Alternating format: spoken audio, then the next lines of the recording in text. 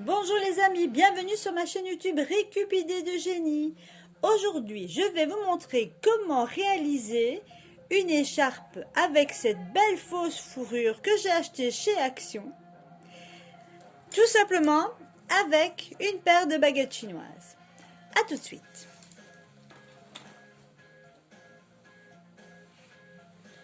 Pour réaliser cette écharpe, je vais prendre les 6 premières boucles que je vais aller mettre 1, 2 sur la baguette.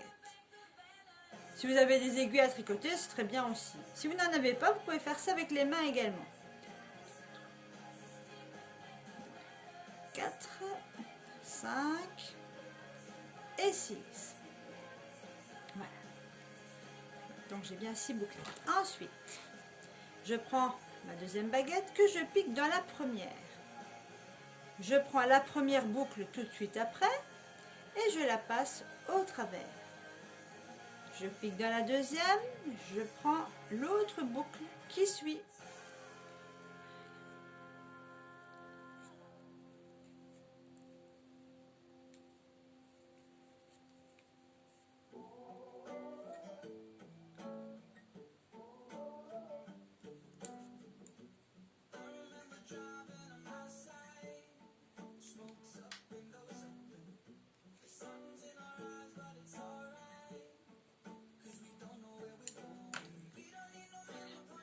On retourne et on procède toujours de la même manière, tout simplement. Donc on pique dans la première et la bouclette qui suit va toujours à plat. Je pique. J'essaie de voir où est la bouclette. Voilà. Et voilà.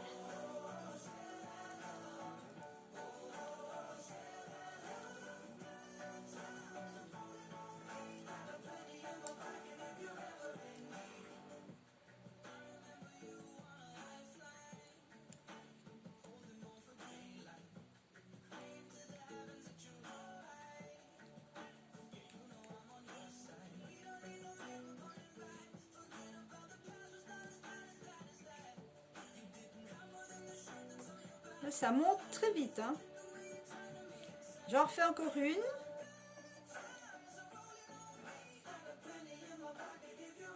Toujours bien regarder que ce soit vraiment la bouclette qui suit.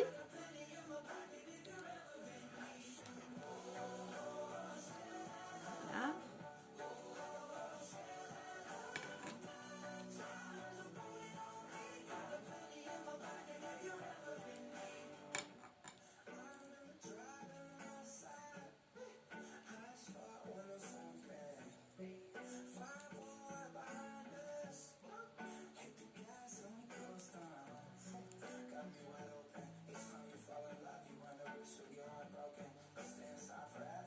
Voilà, je vais poursuivre sur ce. À tout à l'heure. Et bien voilà, dans cette laine, malheureusement il y a un petit défaut. Il s'avère qu'il y avait un nœud que je viens de défaire. Donc maintenant j'ai deux parties.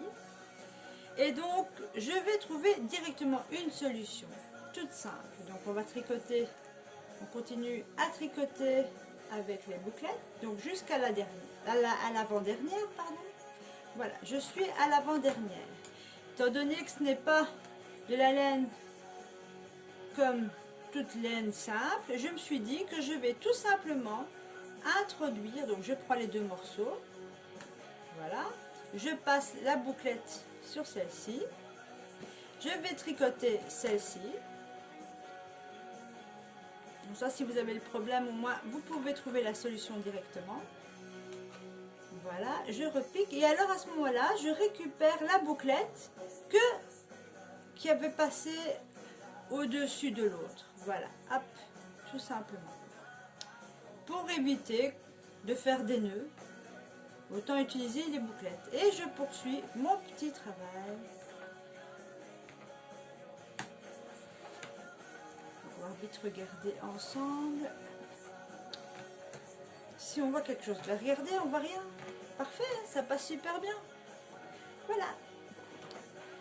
Ça va très vite en tout cas. Regardez en quelques minutes ce qu'on fait. C'est vraiment génial. À tout de suite pour la prochaine, pour la suite. Voilà, donc on arrive maintenant à la fermeture. Donc dernière étape, il faut regarder à ce qu'il vous reste les 6 dernières bouclettes. Ici j'en ai 2, 4, 6, 7 et on va fermer. En tout cas c'est très rapide. Il faut environ 30 minutes pour terminer l'écharpe. Donc je pique, je passe la bouclette et je tire. Je repique, je repasse la bouclette, je fais ma maille et à présent, pour fermer, on prend la première maille que l'on passe sur la seconde. Donc on a déjà fermé une maille. On tricote normalement avec la bouclette, je passe au-dessus et maintenant je repasse celle qui était déjà là, tricotée auparavant. Encore, je pique, je passe la bouclette, je la passe dessus et je passe la précédente maille par-dessus.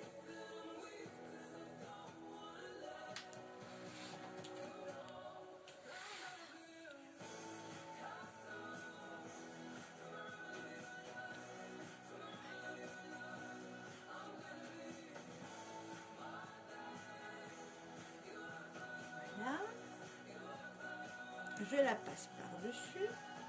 Bon, comme il me reste une dernière bouclette, je vais faire ça.